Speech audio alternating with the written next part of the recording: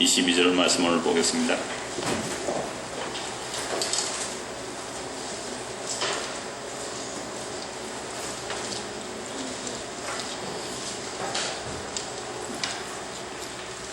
일 장 지난주에 1절에서 5절까지 보았습니다. 6절 먼저 보죠. 그 여인이 모압 지방에서 여호와께서 자기 백성을 돌보시사 그들에게 양식을 주셨다 함을 듣고 이에 두 며느리와 함께 일어나 모압 지방에서 돌아오려 하여 베들레헴은 떡집이라 그랬죠. 떡집에 떡이 떨어져 버렸습니다. 이 영적인 사실 문제죠. 단지 양식 떨어진, 흉년 들어서 양식 떨어진 문제가 아니라 베들레헴 하나님의 약속의 땅에 떡이 떨어졌다는 말은 하나님의 언약을 거역했다는 말입니다. 그래서 떡이 떨어졌을 때에 이 사람은 엘리멜렉과 또 아내 나오미, 말론과 기론 이 네 사람이 모압 땅에 잠시 우거하기 위해 갔습니다. 그래서 잠시 피하려고 왔는데 그곳에서 물려 10년 세월을 보냈습니다. 그런데 그 모압 땅에 가서 남편 죽고 두 아들 죽고 이제 과부만 3명 남았습니다. 이 과부만 3명 남았을 때에 그때에 무슨 소식이 들렸냐 하니까 자기 백성을 돌보시사 여호와께서 자기 백성을 돌아보셨다. 여호와께서 자기 백성을 돌아보셔서 그들에게 양식을 주셨다라는 소식. 그래 베들레헴에 양식이 주셨다는 소식을 들었습니다. 그래서 두 며느리와 함께 일어나 모압 주변에서 다시 베들레헴으로 돌아가려고 나섭니다. 그때 두 며느리도 함께 유다 땅으로 가려고 길을 가다가 나오미가 생각했죠. 이 두 며느리가 나를 따라가면 아무런 소망이 없는데 다시 돌려보내야 되겠다 해서 8절 보십시오. 나오미가 두 며느리 이르되 너희는 각기 너희 어머니의 집으로 돌아가라. 너희가 죽은 자들과 나를 선대한 것 같이 여호와께서 너희를 선대하시기를 원한다. 여기서 선대라는 말이 히브리 말로 헤세드예요. 제가 종종 하는 말이죠. 헤세드라는 말인데 이 헤세드가 사람과 사람 사이에 쓸 수가 있고 사람이 하나님께 대하여 쓸 수도 있고 하나님이 사람에 대하여 쓸 수도 있습니다. 어느 것이 가장 많을까요? 하나님께서 사람 위해서 쓰이는 용어가 굉장히 제일 많습니다. 그래서 이제 사람과 사람 사이에서도 헤세드라는 말을 쓰는데 인자함, 친절함, 은혜, 자비 이렇게 쓰고 성경에서 용례가 그래요. 자, 헤세드라는 말, 구약의 헤세드라는 말 아주 용례가 풍성하고 많은데 사람과 사람 사이에도 쓸 수 있고요. 그러니까 여러분들 성경에 나오는 용어들이 고정되어 있지 않다는 거 꼭 알아두셨으면 좋겠어요. 같은 단어인데도요. 사람 대 사람, 사람과 사람 사이에 쓰이는 말이 있을 수 있어요. 그러니까 이것은 흔히 우리가 뭐 아가페 또는 뭐 에로스, 필레오 뭐 그렇게 말하잖아요. 그러니까 흔히 남녀의 사랑은 에로스고 뭐 친구의 사랑, 우정은 필로스고 또 뭐 신적인 사랑 아가페라 그러는데요. 아가페도 사람과 사람 사이에 사용할 수 있는 겁니다. 필레오, 친구 우정도 하나님과 사람 사이에 사용할 수 있는 거예요. 그것은 항상 그 문맥에 따라 쓰임이 다르다 이 말이죠. 그래서 헤세드라는 말, 히브리 말로 이 헤세드라는 말도 사람과 사람 사이에도 사용된다 그랬죠. 어떤 뜻으로요? 인자하고 친절하고 은혜와 자비 이렇게 나타나고요. 또 하나님에 대한 인간, 그러니까 사람과 사람 사이, 사람이 하나님에 대해서도 이 헤세드라는 용어를 사용합니다. 이 용례로 나타날 때는 사람이 하나님을 향하여 사용될 때에는 경건의 의미로 사용됩니다. 이 헤세드라는 말이 경건. 그러니까 사람이 하나님을 헤세드한다 할 때 하나님을 향해 경건의 뜻으로는. 근데 제일 많은 것이요. 하나님께서 누구에게 향한 거요? 사람에게 향한 것이 가장 많죠. 그래서 하나님께서 사람에게 향한 것들을 제가 쭉 용례를 찾아보니까 이렇게 나옵니다.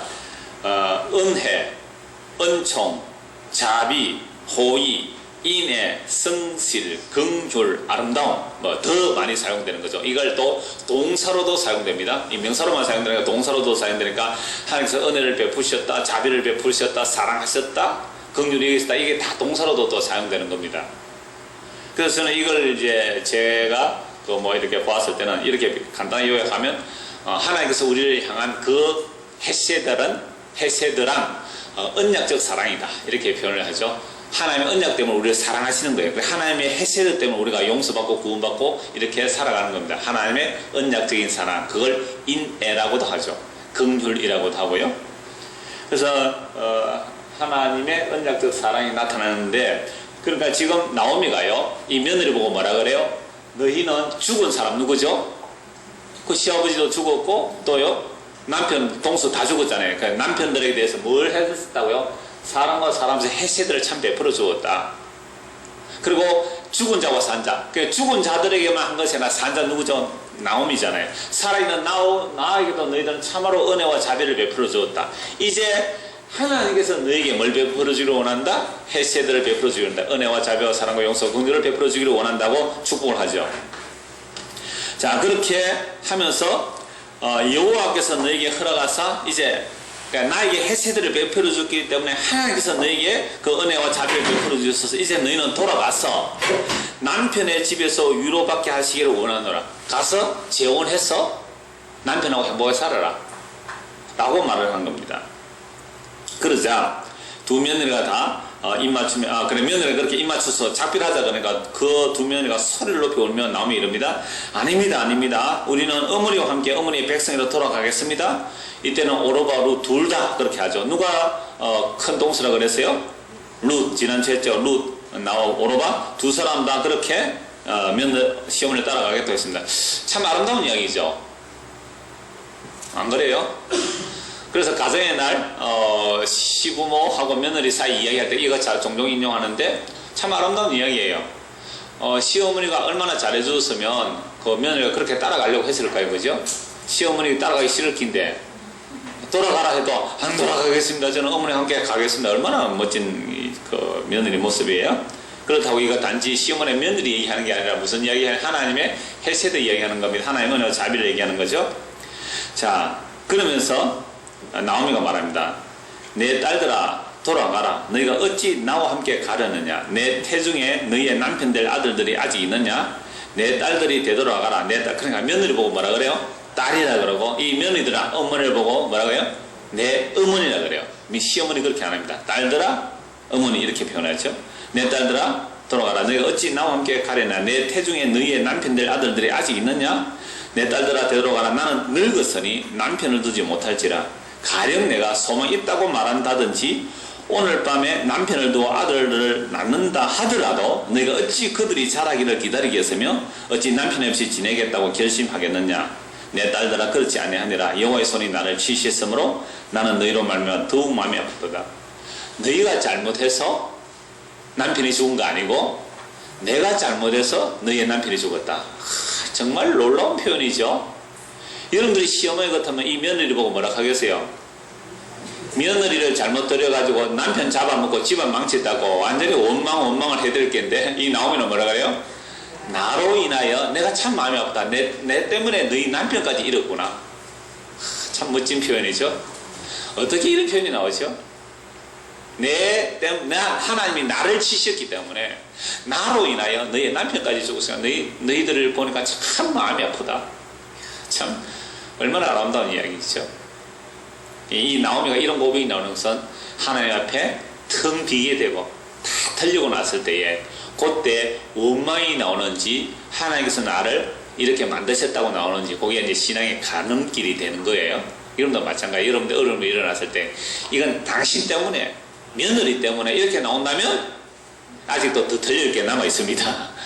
요즘 말로 그 턴다 그래도요. 그 인터넷에서 누구 하나 잘못 나오면 신상 털기 하면요 다 나온다면 완전 다 털어버린대요. 얘는 어느 학교 다녔고 어떻게 자라고 막 완전 신상 털기 하면 다 털린다 그러는데 나오미가 하나님 앞에 텅 비었다는 것은 요즘 말로 다 털려버렸어. 하나님께 몽땅 다 털렸어요. 남편 털렸죠. 자녀 털렸죠. 재산 다 날아가서 남은 게 하나도 없어요. 자, 과부만 3명 남았어요. 그런데 문제는 지금 나오미가 이렇게 11절에서 12절 13절 이 내용이 뭐냐면 시형제 결혼을 말하거든요. 우리나라도 그런 게 있어요. 형님이 죽고 자식이 없으면 동생이 형수를 취하여 아들 이어주고 자기는 또 따로 결혼해서 자기 대를 잇는데 이게 시형제 결혼 또는 계대 결혼, 그렇게 계대 대를 이어주기 위한 결혼. 이건 우리 유다에게서도 볼 수 있잖아요. 유다가 다말을 큰아들로 다말 이방인이죠. 다말을 아내로 받았는데 큰아들이 죽어버렸어요. 하나님께서 보시 악해서 죽여버렸어요. 그러니까 두 번째 아들은요 자기 형수를 맞이해서 아이를 낳으면 형님의 이름으로 대를 이어주는데 그게 싫다고 설정을 땅에 해버리죠. 그랬을 때 하나님께서 이도 악하다고 죽여버립니다. 그래서 마지막 애 하나 남았는데 너무 어려요. 그래서 유다가 그 며느리를 보고 뭐라 그러죠? 친절 좀 가있거라. 그리고 얘가 크면 너에게 남편으로 주마. 그러니까 한 여자가 시집오가 남편 몇이에요? 형제 서희를 다 아내로 맞아야 되는데 둘째까지 죽고 나니까 셋째에 아이가 컸는데도 유다가 며느리에게 이 아들을 안 주는 거예요. 그러니까 왜 안 줬을까요? 유다가 다말에게 이 진짜로 이걸 자식 잡아먹는 이 며느리다 씹어가지고 안 주는 거죠. 그럴 때 이 다말이요 변장하고 장녀로 변장해서 시아버지를 받아들이잖아요. 그래서 임신했어요. 임신했을 때 소문이 들리죠. 그래서 유다가 며느리가 임신했다고 하면 바람 핀 거잖아요.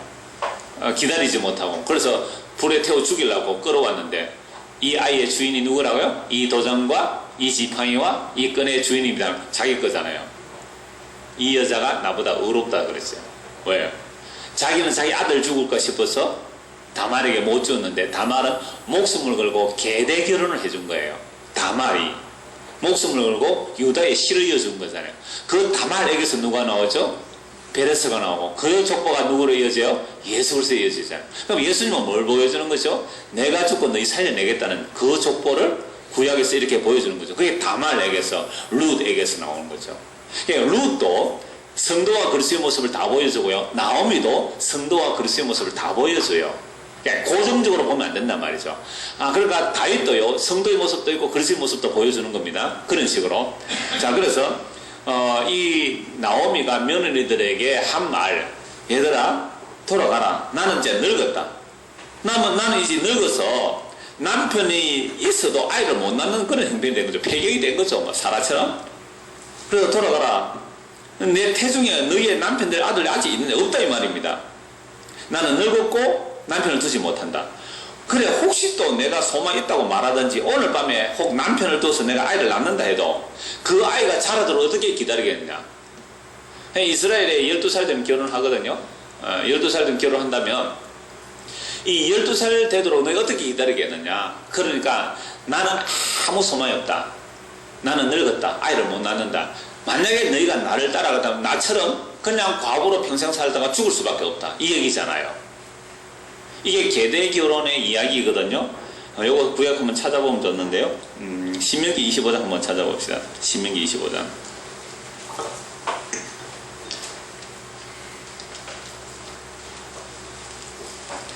네, 사사기 바로 앞에 있지요. 여호수아 앞에 신명기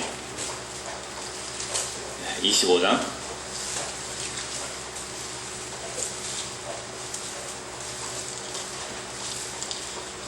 5절 6절입니다. 형제들이 함께 사는데 그중 하나가 죽고 아들이 없거든 그 죽은 자의 아내는 나가서 타인에게 시집까지 말 것이요 그의 남편의 형제가 그에게로 들어가서 그를 맞이하여 아내로 삼아 그의 남편의 형제된 의무를 그에게 다 행할 것이요. 그죠? 이게 계대 결혼을 말합니다. 자, 그 여인이 난 첫 아들이 그 죽은 형제 이름을 잊게 하여 그 이름이 이스라엘 중에서 끊어지지 않게 할 것이니라. 그러나 그 사람이 만약 그 형제의 아내를 맞이할 저기하지 아니하면 그 형제의 아내는 그 성문으로 장로들에게 나아가서 말하기를 내 남편의 형제가 그의 형제 이름을 이스라엘 중에 있기를 싫어하여 남편의 형제된 의무를 내게 행하지 아니하나이다 할 것이요 그 성읍 장로들은 그를 불러다가 말할 것이며 그가 이미 정한 뜻대로 말하기를 내가 그 여자를 맞이하기를 저기하지 아니하노라 하면 그의 형제의 아내가 장로들 앞에서 그에게 나아가서 그의 발에서 신을 벗기고 그의 얼굴을 침을 뱉으며 이르기를 그의 형제의 집을 세우려 저기 아니하는 자에게 이같이 할 것이라 하고 이스라엘 중에서 그의 이름을 신벗김 받은 자의 집이라 부를 것이니라.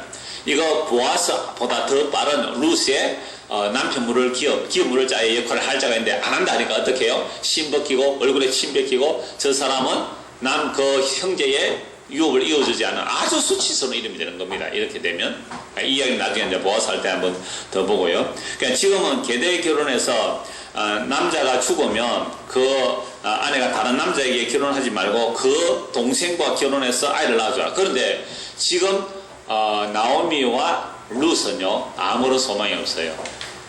왜요? 나오미는 이제 아이를 낳을 수 없는 사람이에요. 할머니가 되었어요. 그러니까 만약에 이 룻과 오르바가 나오미를 따라간다면 자기도 뭐밖에 할 수 없어요? 늙어서 함께 나오미처럼 그렇게 과부로 죽을 수밖에 없는 그런 지경에 이르릅니다. 자, 그러면서 하나님이 나를 쳤기 때문에 내가 너희들 생각 참 마음이 아프다. 그래서 너희는 돌아가라 그러죠. 14절. 그들이 소리를 높여 다시 울더니 오르바는 그의 시어머니에게 입맞추되 룻은 그를 붙쫓았더라. 입맞췄다는 말은 이제 저는 그럼 어머니 돌아가겠습니다. 그런데 룻은요 끝까지 붙들고 쫓아갔다. 딱 떨어지지 않았다. 여러분 여기에서 오르바가 정상이에요? 룻이 정상이에요? 그렇죠. 오르바가 정상이죠. 그 아무 힘 없는 시어머니 따라가면 뭐 하겠어요? 가면 시어머니 죽을 때까지 뭐 해야 됩니까? 수발 들다가요. 그래서 룻도 가서 뭐 합니까? 가서 보리 이삭 주가지고 시어머니 공개하잖아요. 그걸 하다가 자식도 없이 그냥 늙어 죽을 수밖에 없는 거예요. 더더구나 나오미가 뭐라 그랬습니까? 하나님이 나를 치셨다.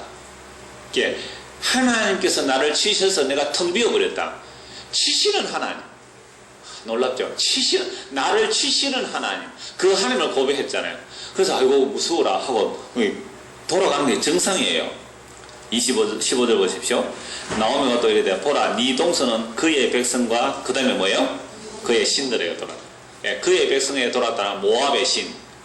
모압의 신들에게 돌아왔다. 그의 백성에게 돌아왔다는 말은 그의 신들에게 돌아갔다. 너도 그렇게 너의 백성과 그의 신들로 돌아가라 이 말입니다. 자, 너도 너의 동서를 따라 돌아가라. 룻이 이르되 내게 어머니를 떠나며 어머니를 따르지 말고 돌아가라 강건하지 마옵소서. 어머니께서 가시는 곳에 나도 가고 어머니께서 머무시는 곳에 나도 머물겠나이다. 어머니의 백성이 나의 백성이 되고 어머니의 하나님이 나의 하나님 되시리니 어머니께서 죽으시는 곳에서 나도 죽어 거기 묻힐 것이라. 만일 내가 죽는 일 외에 어머니를 떠나면 여호와께서 내게 벌을 내리시고 더 내리시기를 원하나이다 하는지라. 룻의 고백 보십시오. 내게 어머니를 떠나면 어머니를 따르지 말고 강간하지 마세요. 어머니가 가시는 곳에 나도 가고 어머니께서 머무시는 곳에 나도 머물겠네. 이 머문다는 말은요 나그네로 거류한다는 뜻이거든요. 그러니까 나오미가 고향에 돌아가봤자 집도 팔고 뭐 땅도 팔고 다 팔고 왔는데 물론 흰년 되면 돌아올 수 있지만 흰년에 땅을 돌려준 역사가 없어요. 성경의 기록에. 그러니까 이 사사시대 백성들이 자기 속이나 옳은 대로 하는데 누가 땅 팔았다고 그렇게 고엘로 막 이렇게 물려줄 사람도 희망이 없죠. 지금은. 나중에 보아스를 만납니다만은. 그러나 보아스가 모른 채 해버리면 그냥 과부로 그냥 이삭 주고 못다가 죽을 수밖에 없는 게 거류인으로 가는 거죠. 그러니까 이 룻이 뭐라 내가 어머니 가시는 곳에 가겠으면 어머니가 머리 둘 곳이 없으면 나도 머리 둘 곳이 없이 그렇게 따라가겠다는 거예요.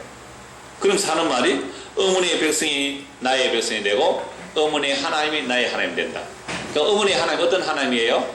치시는 하나님. 그게 13절이잖아요. 다시 보십시오. 끝에 여호와의 손이 나를 치셨으므로 나는 너희로 말미암아 더욱 마음이 아프다.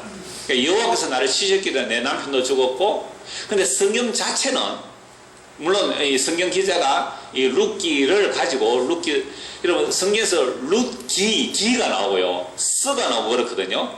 이사야, 서 룻기 이렇게 나오거든요. 그러니까 이사야 하면 이사야가 기록했단 말이고 룻기, 서 이렇게 기가 나오면 기록 기자가 나오면요. 그건 룻에 대한 기록이에요. 룻이 기록했다는 말이 아니거든요. 요 기 같은 뭐예요? 이 기록한 게 아니고 욥에 대한 기록이고 그래요. 그러니까 이사야 그러면요. 이사야가 기록한 것이고 그랬어요. 사무엘 상하 그러면요. 사무엘이 기록한 것이고 그렇게 기와 그냥 이름이 그렇게 구별할 수 있습니다. 그러니까 여호와의 손이 나를 치셨으므로 나는 너희로 말하면 더욱 마음이 아프다. 그러니까 이 룻은 어떤 하나님을 보고 따라오는 거죠? 치시는 하나님을 보고 따라옵니다. 제가 종종 이 말씀을 인용을 해서 많이 말씀드렸죠. 자, 여러분들이 전도를 할 때에 어떤 하나님을 소개해야 전도가 잘 되겠습니까? 복주는 하나님을 해야 전도가 잘 되겠습니까? 치시는 하나님을 해야 전도가 잘 되겠습니까? 복주는 하나님이죠. 내가 모압 땅에 가서 나갈 때는 풍족하게 나갔다 그랬잖아요. 풍족하게 나갔는데 하나님이 나에게 복을 주셔가지고 한 10배 더 풍족해졌다. 10배 더 풍족해졌다 라고 할 때 모압에 사는 사람들이 야 나오미의 하나님은 10배나 풍족하게 하는 하나님이네 하고 믿고 따라올 거 아닙니까? 그러나 대부분의 전도는 그런 전도밖에 없더라고요. 그래서 진짜 전도는 어떻게 해야 돼요? 치시는 하나님을 전해보세요. 치시는 하나님. 살려고 나왔는데 남편도 죽여버리고 자식도 죽여버리고 하나님 나를 치셨다. 그런 하나님이 나의 하나님이라는데 이 룻이 미쳤죠. 미쳐서 그런 하나님을 보고 믿고자 따라 나서는 룻. 그래서 오늘 제목이 텅 빈 나오미를 따라 나서는 룻. 그래요. 뭘 보고 따라갑니까? 뭘 보고? 그리고 나오미를 따라가면 아무 소망이 없어요. 나오미에게 뭐 애라도 하나 있으면 그 애 크면 자기 남편 삼아서 대를 이어줄 희망이라도 있지만 그거조차 없으니 완전히 텅 비어고 완전히 털려버린 이 나오미를 따라가는 룻. 이걸 뭐라고 설명해야 돼요? 미쳤습니까 이게? 지정신 아니죠? 이런 걸 은혜라 그럽니다. 은혜가 아니면 설명할 방법이 없잖아요. 누가 이런 시어머니를 따라가면서 그 시어머니 믿는 하나님을 나의 하나님이라고 따라갈까요? 그것도 어느 정도로 확실하게 따라가느냐면 자기 저주를 해요. 내가 만약 죽는 일 외에 어머니를 버린다면 하나님께서 나에게 벌 위에 벌을 주시기를 원하나이다. 이게 최종 맹세거든요. 이보다 더한 맹세가 없어요. 유대인들은. 그걸 자기 저주의 맹세라고 그럽니다. 내가 당신을 배반한다면 내 위에 벌을 내리기를 원하나이다.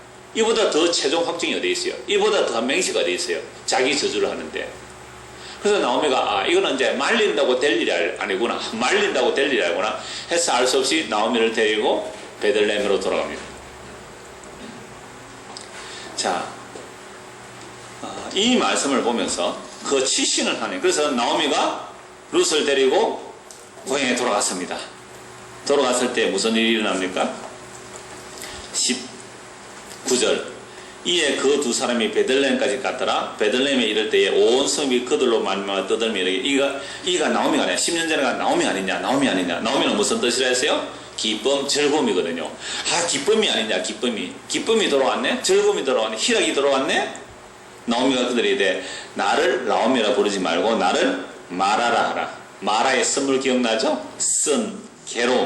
괴로움, 인생에 정말 고통, 괴로운 고통 다 당했잖아요. 남편 죽고 자식 둘 죽고. 그래서 나를 마라라 하라. 나오미에서 마라가 되죠. 그죠? 나갈 때는 나오미로 나가는데 들어올 때는 마라가 돼서 돌아오잖아요. 괴로움. 근데 이 마라가 우리는 결론은 압니다. 결론이 이 나오미가 결국 누구를 안아요? 룻과 보아스 사이에 손자를 안잖아요. 그런데 그걸 보고요 뭐라고 하냐면 나오미가 아이를 안았다. 이렇게 나오미가 아이를 안았다. 희망 없는 자가 아이를 안았다. 그 아이가 누구예요? 다윗의 조상이고 예수 그리스도의 족배들은. 우리가 이 결론을 아니까 별로 감동이 없을지 모르지만 우리가 이 결론을 모르고 지금 나오미의 현실에서 룻의 현실에서 한번 보십시오. 이런 소망 없습니다. 없음에도 불구하고 치시는 하나님을 믿고 따라간다는 것이 바로 은혜라 이 말이죠. 이건 은혜가 아니면 설명이 안 되는 이야기. 은혜는 원인이 없는데 결과가 주어지는 게 은혜잖아요. 그래서 나를 부르지 말고 말하라 보라. 이는 전능자가 나를 심히 괴롭게 하셨습니다. 내가 풍족하게 나갔더니 여호와께서 내게 비어 돌아오셨느니라. 나오미로 갔다가 마라가 되어 돌아왔단 말이죠.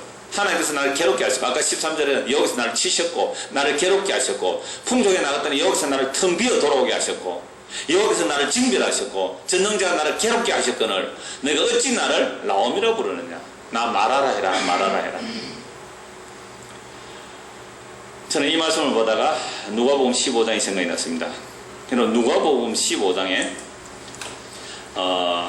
당자의 이야기 아니에요. 아들을 찾으시는 아버지 이야기입니다. 우리 어머니는 당자의 비유인데 당자의 비유가 아니고 아들을 찾으시는 아버지 이야기인데요.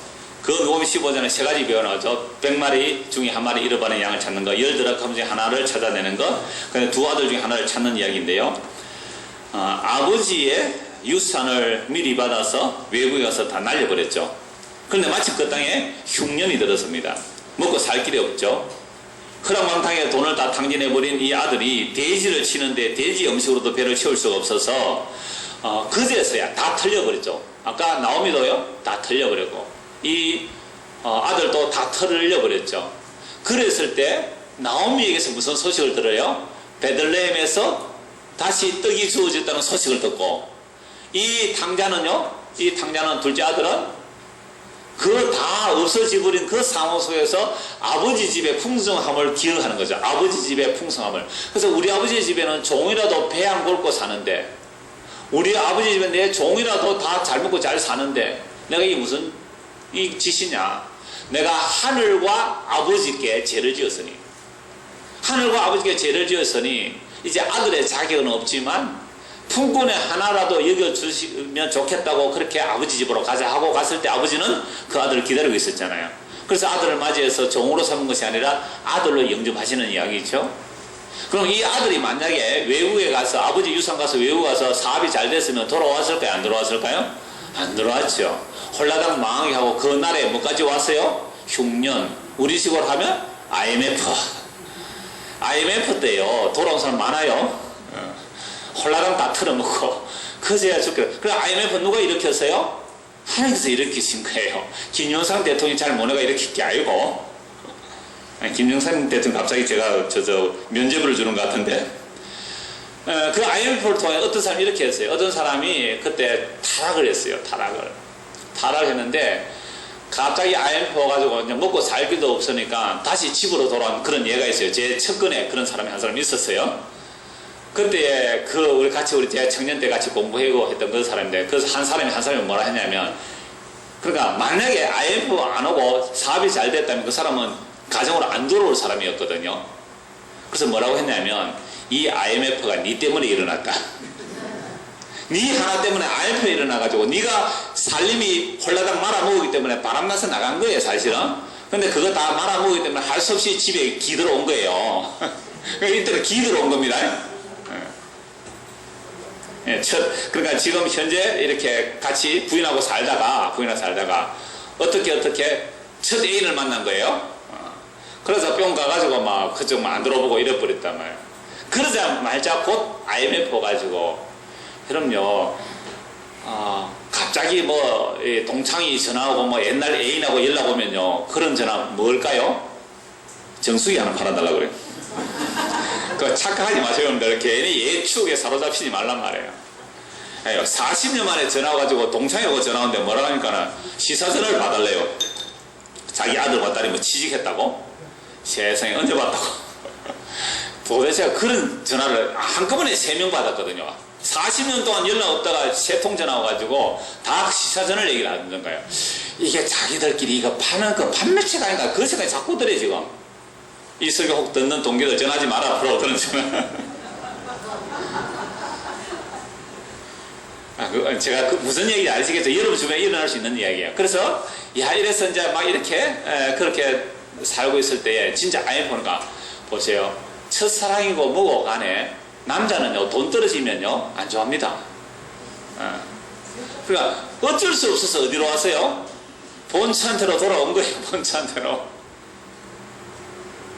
그때 할 말이 뭐라고요? 이 IMF는 니 때문에 일어났다. 니 때문에. 그래서 하나님께서 이렇게 말씀하세요. 나는 이 세상에 너밖에 없다. 각자 개인에게 그렇게 말씀하세요. 나는 너밖에 안 보인다. 내가 너만 택했다. 내가 너를 위하여 구슬을 아예 제물로 주었다. 이사야 44장에 나옵니다. 내가 너를 위하여 구슬, 그 이집트를 희생 제물로 주고 내가 너를 데려왔다는 거예요. 하나님의 그 엔드레스러브, 끝없는 사랑, 그 지극한 사랑, 장세적 언약에 신실하신 그거요. 그거 알고 가는 거죠. 우리는 그거 알고 하나님의 사랑이 얼마나 대단한지 빈틈없이. 그러니까 보세요. 나오미 보십시오. 다 틀리고 돌아오죠. 그 둘째 아들 다 틀리고 돌아오잖아요. 그렇게 틀리고 돌아와야 하나님의 은혜로만 돌아온 것이며, 그렇게 틀리고 왔을 때에 자기의 의가 하나도 없음으로 나오는 거죠. 그러니까 나오미도 죄인으로, 둘째 아들도 죄인으로 돌아와요. 근데 죄인으로 돌아왔을 때 큰 아들은 뭐라고 합니까? 큰 아들은 저 아버지 재산 다 말아먹어, 저 나쁜 놈, 아버지가 소 잡아주고 잔치하고 아들로 맞이하는데 나는 양새끼도 한 마리 안 잡아주고 말이지, 나는 안 떠났는데 뭐를 가지고 있어요? 큰 아들은 자기의, 이게 부자예요. 그 자기의 가지고 못 들어가요. 그거 다 틀려야 돼요. 그러니까 단지 가난하고 재산만의 문제가 아니에요. 하나님 앞에 내 의로움이 다 틀려 나가야 돼요. 죄인됨으로 다 틀려져 나갔을 때에 빈손 들고 나오는 거잖아요. 그래서 우리가 오늘 복음을 전한다는 것은 나를 치시는 하나님을 전하십시오. 내가 하나님 의지 안 했을 때, 내가 내 힘을 믿고 살 때 하나님은 이것도 저것도 다 치시더라. 재산도 자식도 다 날려버리더라. 완전히 빈손되게 만드시더라. 텅 비게 만들더라. 왜 그랬느냐 보니까 내가 진짜로 붙들어야 될 것은 나의 재산도 자식도 가정도 성공도 아니더라. 나의 영원한 생명이신 예수 그리스도 그분 한번 붙들기 위해서 하나님께서 나를 다 틀어버리더라. 그 트심에 하나님이 나 살아계시고 나는 이 예수님이 좋아. 그렇게 돼야 두렵지 않아요, 세상이. 여러분, 세상 사람들 두려워하는 이유가 뭐예요? 나 틀리면 어떻게 할까? 나 손해보면 어떨까? 마음은 어떨까? 여러분, 그것 때문에 두려워서 예수를 못 붙드는 거예요. 그러니까 하나님이 자기 택한 백성들은 그거 반드시 틀어버리는 거예요. 탁 틀어버립니다. 애들이 손에 오물 덩어리가 묻어있는데 엄마가 맛있는 거 주려고 하면 오물채로 묻어있는 것처럼 오면 어떻게 해요? 엄마가 손 탁 때려 틀어버리고 싹 씻겨서 부모가 주고 자는 것을 주잖아요. 안 틀면 안 줍니다. 우리가 스스로 틀 능력이 없어요. 우리는 스스로 버릴 능력이 없는 거예요. 왜? 그 터지는 웅덩이 그게 나를 살리는 줄 알고 그거 붙들고 있잖아요. 주님께서 탁 터뜨려버리는 거예요. 철장건세로 진흙을 깨뜨려버리는 겁니다. 내가 모아두었던 거 턱 다 흘려버렸잖아요. 어찌할꼬 나 이제 어찌 살꼬 라고 할 그때에 놀랍게도 떡집에서 떡이 왔다는 소식이 들려요.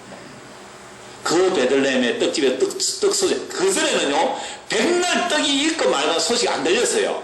홀라당 다 틀리고 나니까 그 소식이 들리는 거예요. 22절 보십시오. 나오미가 모압 지방에서 그의 며느리 모압 여인 룻과 함께 돌아왔는데 그들이 언제요? 보리 추수할 때에 베들레헴에 이르렀더라. 그러니까 보리 추수할 때 성기서 절기가 언제예요? 맥추절이에요. 6월절 지나면 이제 첫 곡식을 거두어 드린데 그 6월절 지나고 나서 첫 곡식을 거두어 드릴 때부터 7주를 계산해요. 네, 그게 7주래. 그래서 보리 거두어 드릴 때니까 맥추절이에요. 보리를 물론 다 수확하고 7일 동안 절기를 지는 게 오순절이라고 그러거든요. 그러니까 보리 수확이에요. 보리 수확할 때니까 맥추절이 곧 일어나죠. 맥추절이 곧 온다. 맥추절은 다른 말로 뭐예요? 첫 곡식단을 드리고 나서 7주를 계산하거든요. 7주 곱하기 7일 하니까 며칠이에요? 49일이에요. 그러니까 49일 그때부터 시작된 이걸 무슨 절기래요? 오순절이에요. 출애굽기하고 레위기 제가 성경 공부에서 나서 이걸 찾아보시면 됩니다. 맥추절, 77절 이게 또 무슨 절이라고 해요? 77절, 오순절. 그러니까 보리를 수확하면 보리가 첫 수확이에요. 보리 수확 끝나면 곧 이어서 밀 수확, 즉 가을 수확이 돼요. 그래서 보리는 추수라고 안 하고 추수는 가을 추자를 쓰기 때문에 가을에 거두던 데서 추수라고. 그래서 보리 추수라고 하면 안 되고 보리 수확으로 하는 게 더 좋아요. 그리고 가을은 곡식을 거두어들여서 저장한다 해서 수장절, 거두어서 저장한다 수장절. 그게 가을 곡식. 그러니까 첫 곡식이 거두어지는 이 소식을 들은 거예요. 자, 뭔가 힌트가 되죠. 모압 여인이 이방 여인이잖아요. 이방 여인이 누구를 보고 따라왔어요? 홀라당 망한 나오미를 보고 따라온 거예요. 오늘 우리가 이방인이잖아요. 이방인이 우리가 뭘 보고 따라와요? 예수의 십자가. 십자가는 뭐예요? 다 틀려버린 거잖아요. 몽땅 다 틀려버렸어요. 죄 없으신 분이 죄를 삼아서 그걸 십자가에 다 죽여버린 저주받은 십자가잖아요. 그냥 그 십자가 아무것도 없잖아요. 다 틀려버렸는데 하나님이 치신 정령이잖아요. 그게 저주받은 정령이잖아요. 근데 그 십자가 보고 저렇게 자기 아들을 십자가 매달아 죽이시는 그 하나님이 진짜 하나님이다.